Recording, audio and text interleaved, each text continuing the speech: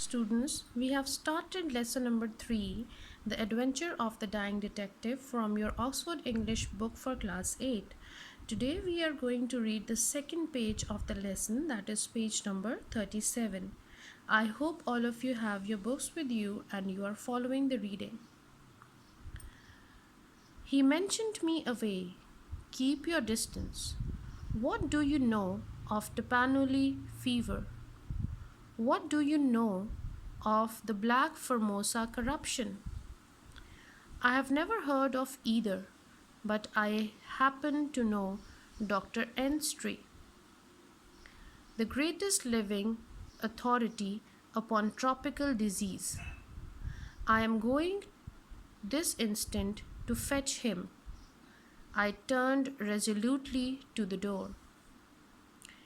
Never have I heard such a shock.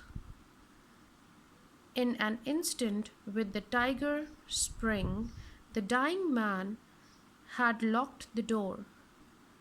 The next moment, he had staggered back to his bed. You won't take the key from B by force.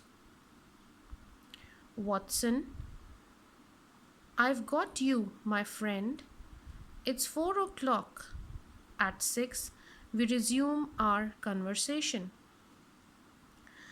I had stood for some minutes looking at the silent figure on the bed.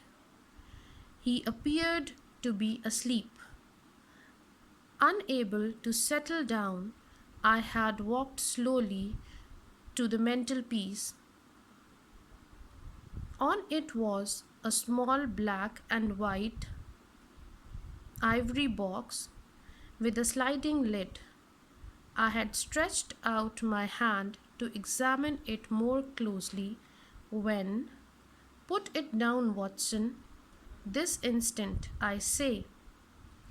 His head sank back upon the pillow, and he gave a deep sigh of relief as I replaced the box upon the mantelpiece. Sit down, man, and let me have my rest.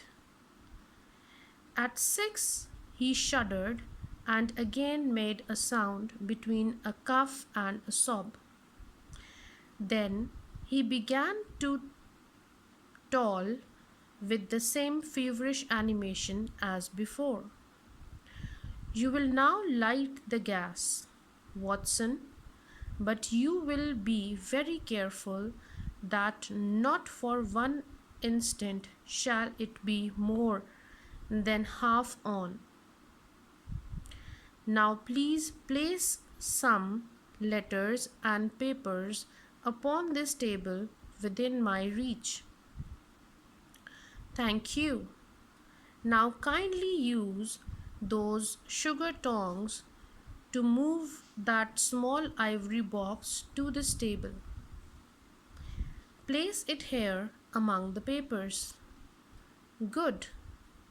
You can now go and fetch Dr. Culverton Smith of 13 Lower Burke Street.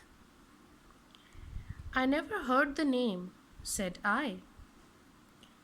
It may surprise you to know that the man upon earth who knows most about this disease is not a medical man, but a planter. Mr. Culverton Smith is a well-known resident of Sumatra, now visiting London.